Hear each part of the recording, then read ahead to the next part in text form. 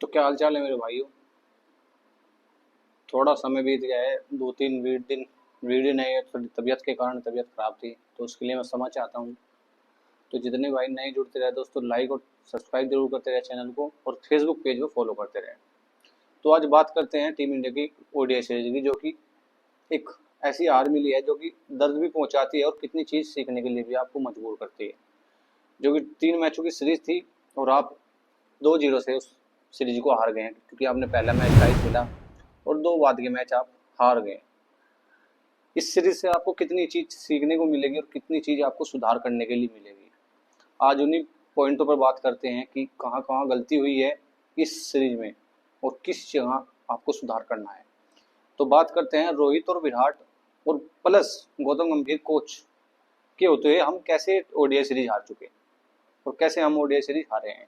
क्योंकि रोहित और विराट आपके पास एक लेजेंड खिलाड़ी, दोनों ग्रेटेस्ट ऑफ ऑल टाइम, दोनों बल्लेबाज, और प्लस आपके पास गौतम गंभीर एक ऐसे कोच जो कि एक फुल एग्रेसिव भी है और खुली छूट देने वाले कोच भी है। आपने ओडीआई में वो T20 में भी देख लिया होगा। तो आपको नेगेटिव में ना लेके आपको पॉजिटिव में सोचना होगा कि आप हारे कहाँ। हार जीत एक अलग हिस्सा है, क्योंकि आपने देखा होगा कि एक इतिहास और रिकॉर्ड बनते हैं टूटने के लिए। क्योंकि भारतीय टीम 27 साल बाद हारी है एक ओडीआई सीरीज। एक ओडीआई सीरीज मतलब कि सीरीज, कोई भी सीरीज श्रीलंका से 27 साल बाद हारी है। तो इतिहास और रिकॉर्ड टूटने के लिए ही बनते हैं। इस पे आप नेगेटिव ना लेके कि टीम इंडिया ऐसे खेली, कोचिंग स्टाफ ने सपोर्ट नहीं किया, कुछ ऐसे, उस चीज को आप छोड़ दीजिए। वो एक चीज आपके लिए मैटर नहीं रखती कि आप एक सीरीज में इस चीज पे आप कैसे बात कर सकते हैं। वो चीज हम बात करते हैं, और हम एक नेगेटिव ना लेके पॉजिटिव की तरह लेके चले। क्योंकि आपने देखा होगा 2013 में आपने लास्ट आईसीसी ट्रॉफी जीती थी, उसके लिए आपको कितना इंतजार करना पड़ा। तो श्रीलंका अच्छा क्रिकेट खेली, उन्होंने जीता, और इंडिया बुरा क्रिकेट खेली, वो हार गई। तो श्रीलंका ने भी इंतजार 27 साल का किया एक सीरीज जीतने का, और हमने एक चैंपियन आईसीसी ट्रॉफी जीतने के लिए हमने 11 या 12 13 साल का, 14 साल का इंतजार किया है हमने। तो इंतजार भी कुछ चीज होती है और सुधार भी कुछ चीज होती है। श्रीलंकाई ने कुछ सुधार किए हैं और टीम इंडिया ने कुछ ऐसे निर्णय लिए हैं जिसपे ना लिए जाए तो उस पर अच्छा होता, ना इतने बदलाव किए जाए, ना इतना आप एक्सपेरिमेंट करते इस सीरीज में, तो जीत मिल सकती थी। वो आप छोड़ दीजिए इस चीज को। हम आज बात करेंगे 3-4 पॉइंट पे। सबसे पहले हम आपको बता दें कि 27 साल बाद श्रीलंका इस सीरीज को जीती है, भारत से कोई भी सीरीज 27 साल बाद। तो रोहित और विराट और गंभीर के रहते आपको 4 बिंदुओं पे ऐसे बात करेंगे कि जिसपे इन जगह आपको काम करना होगा। ज्यादा ना एक्सपेरिमेंट करके कुछ एक ही दो एक्सपेरिमेंट करे तो अच्छा होगा। जैसे कि आपने देखा होगा कि टीम इंडिया स्पिन के सामने कितना स्ट्रगल कर रही थी। इस मैं मैच तो देख रहा था, लेकिन मेरी हालत ऐसी नहीं थी कि मैं आपको वीडियो अपलोड भी कर दूं या बात कर लूं आपसे, क्योंकि तबीयत मेरी भी खराब थी थोड़ी, परिवार में भी दिक्कत थी, तो उसके कारण मैं आपको वीडियो या इस पे 2 मैच पे अपडेट नहीं दे सका। तो उस पर मैं आपको इस पे अपडेट देता हूँ। आज इस पे बात करते हैं कि स्पिन के सामने कितना स्ट्रगल कर रही थी टीम इंडिया। केवल एक खिलाड़ी आपको अच्छे खेलते दिख रहे थे, रोहित शर्मा, जो कि अटैकिंग मोड में खेल रहे थे। कप्तान वही है, कप्तान चला सीना तान। उनका हर मैच में, हर तीनों मैच में ऐसी परफॉर्मेंस देना लाजवाब थी। एक अब हमारे लिए भी अच्छा संकेत है कि टीम इंडिया के कप्तान जो रोहित शर्मा, काफ़ी लोग बोलते हैं कि रोहित शर्मा स्पिन के आगे स्ट्रगल करते हैं, हर बार आपको अच्छी शुरुआत दी है। एक T20 के फॉर्मेट की तरह आपको अच्छी शुरुआत दी है रोहित शर्मा ने। बाकी रोहित शर्मा को छोड़कर सभी बल्लेबाज, इसमें कोहली ही क्यों ना हो, जो चीज सच्चाई है वो चीज सबको ग्रहण करनी चाहिए। कोहली ही अब की बार 2 मैच में एलपीडब्ल्यू आपको आउट होते दिखे हैं। कोहली एलपीडब्ल्यू आउट, जो कि ना के बराबर होता है। कोहली एलपीडब्ल्यू आउट होते हैं स्पिन के विरुद्ध। तो कोई चीज ऐसी नहीं है कि हर चीज एक निरंतर रहती है आपके पास। तो कोहली ने भी इस चीज को कहा है कि हमें सुधार करने की जरूरत है, ना कि मैं दूसरों पे वो करूं कि मुझे अपने में सुधार करने की जरूरत है। यही एक चीज कोहली को बड़ा प्लेयर बनाती है। और बल्लेबाज देख लीजिए आप, श्रेयस अय्यर एक बीच में आपको कॉन्ट्रैक्ट खत्म कर देगा, आपको टीम में लाएगा, लेकिन आपको वो पारी नहीं दे पाई। एक जल्दबाजी के आखिरी T20 में आपने अटपट शॉट खेल के आप आउट होकर चले गए। फिर शिवम दुबे की बात कर ले, शिवम दुबे कुछ खास नहीं कर पा रहे हैं, बार बार उन्हें मौके मिल रहे हैं। T20 में उन्होंने एक मैच में पारी खेली थी बस फाइनल में, उसमें उन्होंने खास किया, उससे बाद में कोई कुछ खास नहीं कर पा रहे हैं। उन्हें ओडीआई में भी मौका मिला था। और फिर बात करें केएल राहुल पे आपको बात उस पर भी करेंगे आपको। और सुमन गिल आप मौका दे रहे हैं, वाइस कैप्टन आपने बना दिए हैं, कब जिम्मेदारी लेंगे। अपने लिए नहीं तो देश के लिए नहीं, कहना मेरा कि है कि अपने लिए ही खेल लो। अपने लिए ही आप 75 रन इस पिच पर आप 100 तो छोड़ दीजिए, 50 60 70 75 रन ये बना लेते तो आपकी जीत के रन होते हैं, आपके एक शतक के बराबर है यहाँ के रन। श्रीलंका की टीम देखिए कितनी पेशेंस से खेल रही थी, तो वो टीम इंडिया को दिखी नहीं इस मैच में, इस सीरीज में, कि आप पेशेंस से खेले। पेशेंस से आप खेल देख रहे थे विराट कोहली को खेलते, और बहुत सी बॉल बहुत अच्छी पड़ जाती है जिसपे विकेट लाजमी गिरना ही गिरना होता है। कोई कितना ही बड़ा बल्लेबाज हो कि आपको विकेट देना पड़ता है, कितनी भी अच्छी बॉल हो।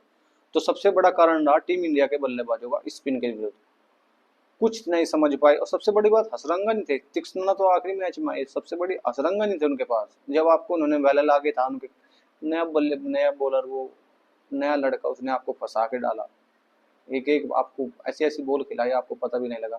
तो स्पिनर के विरुद्ध तो टीम इंडिया कभी ऐसी नहीं थी जैसी इस सीरीज में देखी, लाचार और मजबूर। आपने हल्के में भी लिया होगा शायद, मेरे हिसाब से आपने श्रीलंका की टीम को हल्के में भी लिया होगा, जिसका कारण आप हार से चुकाना पड़ा इस सीरीज में, सीरीज हार चुके आप। और पॉइंट दूसरे पे बात करते हैं कि सबसे बड़ा जो हार का कारण मुझे लगता है, बैटिंग ऑर्डर में आपने बदलाव इतने किए। हर 3 मैच में आपने बैटिंग ऑर्डर पे नए नए बल्लेबाज भेजे, नंबर 4 पे आपने नए नए बल्लेबाज भेजे, हर मैच में आपको बदलाव करा। कभी अक्षर पटेल भेज दे, कभी सुंदर भेज दे, कभी केएल राहुल आ गए, ये रहा ना। नंबर 4 पर अक्षर पटेल, वो सुंदर कहूँगा, शायद ऋषभ पंत भी भेजे थे नंबर 4 पर। आपने हर मैच में नंबर 4 पर आपने एक्सपेरिमेंट किया। आप एक बल्लेबाज को दीजिए नंबर 4, एक्सपेरिमेंट आप कीजिए, बैटिंग में इतना नहीं, बॉलिंग में कीजिए।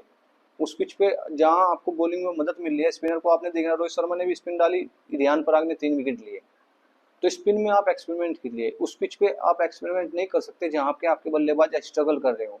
आपको उनकी अच्छी पोजीशन देनी होगी जहां वो खेल रहे हैं, आपको जब भी वो बेस्ट करके देंगे।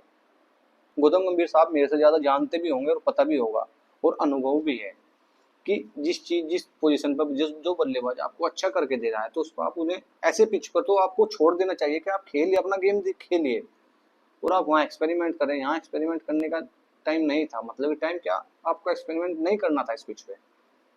एक्सपेरिमेंट में आप, वो बात आपकी ठीक है कि कुछ लोग कहेंगे कि एक्सपेरिमेंट ऊपर 3 बल्लेबाजों में तो किया ही नहीं, सुमन गिल, रोहित शर्मा तो कुछ करा नहीं, वो बिल्कुल सही बात है, उन्होंने कुछ करा नहीं, लेकिन उन्होंने कुछ करा, उनसे अच्छा करा जो नहीं कर पा रहे थे नीचे, नंबर 4 नंबर 5 नंबर 6, जो उन्होंने कुछ करा ही नहीं, उनसे कुछ अच्छा कर पा रहे थे, कुछ तो किया उन्होंने ऊपर ने।